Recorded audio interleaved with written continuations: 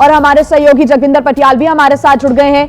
जगविंदर पटियाल जी, देखिए लगातार इसके जो लिंक है फरीदाबाद में मिला हुआ अमोनियम नाइट्रेट से जुड़ा हुआ ये पूरा मामला बताया जा रहा है, जिसका सैंपलिंग और जांच का काम चल रहा था, तभी यह धमाका हो गया, 9 लोगों की मौत हो गई। देखिए, ये सबसे पहली इंपॉर्टेंट बात तो ये है कि ये धमाका हुआ क्यों, सवाल ये उठता है। इस इन्वेस्टिगेशन को लेकर एबीपी न्यूज ने पहले भी जब रिकवरी हुई थी उसको लेकर भी सवाल उठाए थे, हरियाणा पुलिस की भूमिका को लेकर भी सवाल उठाए थे कि आखिरकार इतनी सेंसिटिव इन्वेस्टिगेशन में क्यों केंद्रीय एजेंसियों को शामिल नहीं किया गया। अब भी मेरा सवाल यही है कि जो बताया जा रहा है कि सैंपलिंग के वक्त ये पुलिस स्टेशन में हादसा हो गया और धमाका हो गया। पहली बात तो ये है कि सैंपलिंग इतनी रात को हो क्यों रही थी, और जब 9 तारीख की रिकवरी हुई है तो क्या उसकी सैंपलिंग जो है वो 14 तारीख की रात को हो रही थी। दूसरी महत्वपूर्ण बात यह है कि पुलिस को पहली नजर में ये पता लग जाता है कि अमोनियम नाइट्रेट या आरडीएक्स अगर उसका सर्किट पूरा नहीं है, डेटोनेटर टाइमर नहीं लगा हुआ है, तो उसके फटने का कोई चांस ही नहीं होता है। और अगर ये चीजें लगी हुई थी तो वो कौन समझदार पुलिस ऑफिसर है जो इसको ले जाकर वहां पुलिस स्टेशन में रख देता है।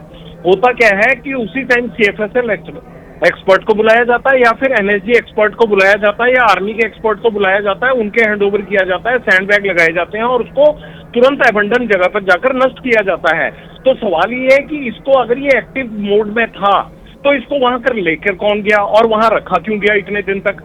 तीसरी महत्वपूर्ण बात यह है कि जो मैं पहले दिन से कह रहा हूं, जब ये बरामदगी हुई थी, अगर सेंटर की एजेंसी को इन्वॉल्व किया होता, उसी टाइम अगर एनएसजी के एक्सपर्ट बुला लिए गए होते कि इस एक्सप्लोसिव को देखिए कि इसमें कोई खतरा तो नहीं है, तो ये घटना भी ना होती। तो सवाल यही उठता है कि इतने लचर तरीके से ये जांच क्यों की गई जिसमें बार बार एम्बैरेसमेंट का सामना करना पड़ रहा है। बिल्कुल जगविंदर जी, और आपने पूरा ये जो प्रोटोकॉल बताया, इसका जो नियम होते हैं, यानी कि कहीं ना कहीं उन नियमों का ठीक से पालन नहीं किया गया। आपने कहा कि किसी आउटस्कर्ट एरिया में या अबेंडेंड एरिया में जाकर इसको नष्ट करने का काम होता है, लेकिन अगर ये एक्टिव था तो इसको इतने रिहायशी इलाके में, आबादी वाले इलाके में जाकर क्यों रखा गया? ये कई सवाल हैं जो अब उठ रहे हैं। देखिए, पुलिस कभी पंगा ही नहीं लेती है। जब एक्सप्लोसिव का मामला आता है तो अपने बम डिस्पोजल स्क्वाड को बुलाया जाता है और उस स्क्वाड को जितनी जानकारी होती है वो उस हिसाब से चीजों को सीज करते हैं, मौके से एक्सप्लोसिव को इकट्ठा किया जाता है और इसको लेकर अलग से एसओपी है। अगर आप एक्सप्लोसिव की बात करें या फिर आप नारकोटिक्स की बात करें, उसको लेकर सीधे सीधे अलग से दिशा निर्देश और स्टैंडर्ड प्रोसीजर है। दूसरी महत्वपूर्ण बात यह है कि मैं आपको खुद अपना एक एक्सपीरियंस बता देता हूँ। आज से 22-23 साल पहले की बात है।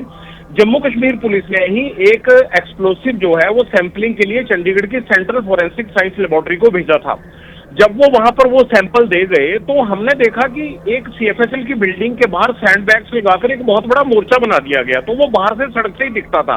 तो मैंने इंक्वायर किया तो पता लगा कि जम्मू कश्मीर पुलिस कोई सैंपल दे गई है, लेकिन वो लगता है कि एक्टिव है। वो मेरी बहुत बड़ी खबर थी और मैंने उस पूरी रात उस खबर को कवर किया और वो अगले दिन सुबह जाकर एक्सपर्ट को बुलाकर एबंडन जगह पर उस सैंपल को नष्ट किया गया।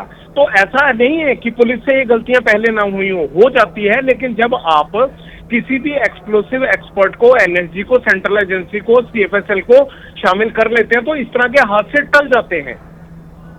बिल्कुल जगविंदर जी, क्योंकि आप लगातार इस बड़ी खबर पर नजर भी रखे हुए हैं और डे 1 से आप तमाम प्रोटोकॉल्स के बारे में जानकारी भी साझा कर रहे हैं कि आखिर कैसे जांच को आगे बढ़ाया जाना चाहिए था, लेकिन यहाँ पर इतनी लापरवाही या इतने संवेदनशील मामले को लेकर भी वो सतर्कता, वो गंभीरता नजर क्यों नहीं आ रही है? देखिए, मुझे लगता है कि जो सीनियर ऑफिसर्स हैं वो पूरी तरह से इसकी जानकारी नहीं ले रहे हैं, और अगर ले रहे हैं, मान लीजिए सब इंस्पेक्टर ने, एएसआई ने या जो सीजर के लिए मौके पे गए हैं, उन्होंने जो किया बस उनकी बात सुनकर यकीन कर लिया जाता है, लेकिन उनको ये दिशा निर्देश नहीं दिया जाता है। उनसे जो ये सवाल हम खड़े कर रहे हैं, इस तरह की चीजें नहीं पूछी जाती हैं और आला स्तर पर इस तरह की लापरवाही मैंने इससे पहले इतने संवेदनशील मामले में कभी देखी नहीं जो इसमें देखने को मिल रही है। ऐसा नहीं होना चाहिए था और मुझे ये लगता है कि अगर टॉप लीडरशिप पुलिस की इस चीज का ध्यान रखती, इन सब चीजों को सिलसिलेवार तरीके से करती, सब एजेंसियों को इन्वॉल्व किया जाता और जो एसओपी है उसको फॉलो किया जाता, तो इस तरह की चीजें, ये घटनाएं रुक सकती हैं। मुझे लगता है कि पुलिस के स्तर पर ऐसा, देखिए घटना बहुत बुरी है, लेकिन पुलिस के स्तर पर ऐसा नहीं होना चाहिए कि पुलिस स्टेशन में ही ब्लास्ट हो जाता है। इसका मतलब ये हुआ कि जो चीज आपने सीज की, जो एक्सप्लोसिव आप दुनिया को बता रहे हैं आपने सीज की, आपको खुद ही नहीं पता था कि ये आप ही को नुकसान पहुंचा सकता है, तो इससे बड़ी गलती और क्या होगी। जगविंदर जी, अब दिल्ली में जो धमाका हुआ था उसका कनेक्शन इससे जोड़ना बहुत जरूरी है, वो इसलिए भी क्योंकि आप देखिए कहीं ना कहीं जब हम शुरुआत में इस पूरे मामले को कवर कर रहे थे तब भी ये बात सामने आई थी दिल्ली धमाके से जुड़ी हुई कि कहीं ना कहीं यहां पर जो हैंडलिंग है अमोनियम नाइट्रेट की या वो विस्फोटक केमिकल्स की वो नहीं हो पाई, इसी वजह से अचानक से धमाका हो गया या पैनिक धमाका ये इसको हम माना जा रहा है। हालांकि हर एंगल से इस पूरे मामले की जांच की जा रही है। अब यहां पर भी वही बात सामने आ रही कि हैंडल नहीं कर पाए अमोनियम नाइट्रेट को या दूसरे विस्फोटक केमिकल्स को, साथ में डेटोनेटर या फिर फ्यूज या फिर ट्रिगर कैसे हो गया कि अचानक से धमाका हो गया? देखिए, पुलिस जितनी ज्यादा इसमें पेच रखेगी ना उतनी ज्यादा अलग तरह की जानकारियां आएंगी। पहली बात ये है कि अगर कोई एक्सप्लोसिव उन्होंने रिकवर किया, उस एक्सप्लोसिव को कैसे रखना है, कहाँ रखना है, किसको चेक करवाना है, ये तुरंत ये सब कार्रवाई होती है। और पुलिस नॉर्मली क्या करती है कि एक्सप्लोसिव के मामले में कभी भी वो अपने ऊपर सीधी जानकारी नहीं लेती, जिम्मेवारी नहीं लेती है। वो तुरंत एक्सपर्ट को बुलाती है और उनकी सलाह के मुताबिक एक्सप्लोसिव को रखा जाता है, पहली बात। दूसरी बात, अमोनियम नाइट्रेट हो या आरडीएक्स हो, के बिना सर्किट के जो है वो इसमें धमाका हो ही नहीं सकता। तीसरी बात ये है कि अगर वही पुलिस स्टेशन जो कि फरीदाबाद से जुड़े इतने बड़े एक्सप्लोसिव के मामले की जांच कर रहा था, उसमें धमाका होता है और जो जानकारी पहली नजर में सामने आई है, हालांकि पुलिस ने अभी ये खुलकर जो है वो प्रेस कॉन्फ्रेंस में नहीं कहा है कि सैंपलिंग का काम चल रहा था। अरे भैया, इतना लेट सैंपलिंग का काम कौन करता है, किस तरह से कौन कर रहा था, और अगर इतनी देरी हुई तो उसकी वजह क्या थी, क्या इसके बारे में सबको बताया गया था? चौथी बात यह है कि उसमें क्या कोई जो एक्सपर्ट होते हैं सीएफएसएल के या फोरेंसिक साइंस लेबोरेटरी के, उनको शामिल किया गया था? बम वहां पे जो प्रिकॉशंस लेने चाहिए थे आपको, वो प्रिकॉशंस लिए गए थे? पुलिस स्टेशन में क्या ये सब चीजें थी? या इसको एक नॉर्मल जो है वो आपने जैसे होता है कि एक मिट्टी रिकवर की है, उस मिट्टी को जांच लेते हैं कि एक्सप्लोसिव है भी या नहीं है, इस तरह से कर रहे थे? मतलब इस तरह से जांच कैसे हो सकती है इतने सेंसिटिव मामले की? ये सोचकर बड़ी हैरानी होती है।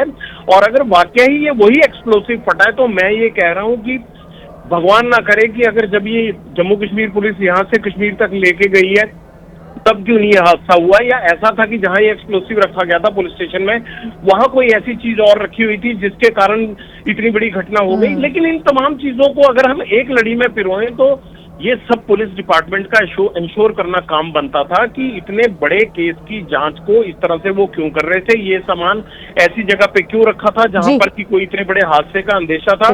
मुझे सीधा सीधा लगता है कि इसके लिए जो टॉप लीडरशिप है वहां की पुलिस की, उससे सवाल पूछा जाना चाहिए कि भैया ये हो कैसे गया? आप गोल पे गोल मारे जा रहे हो, सेल्फ गोल पे सेल्फ गोल किए जा रहे हो, आखिरकार इस इन्वेस्टिगेशन को आप हैंडल कैसे कर रहे हो? जी ठीक, जगविंदर पटियाल जी बहुत शुक्रिया हमारे साथ जुड़ने के लिए, हमारे रोविंग एडिटर जो कि जानकारी दे रहे थे। और देखिए सुबह 10 बजे का वक्त होगा जब जम्मू कश्मीर पुलिस की तरफ से भी प्रेस कॉन्फ्रेंस की जाएगी। आला अधिकारी इस बारे में अपना पक्ष रखते हुए नजर आएंगे, पूरी जानकारी साझा करते हुए नजर आएंगे, उसका इंतजार है।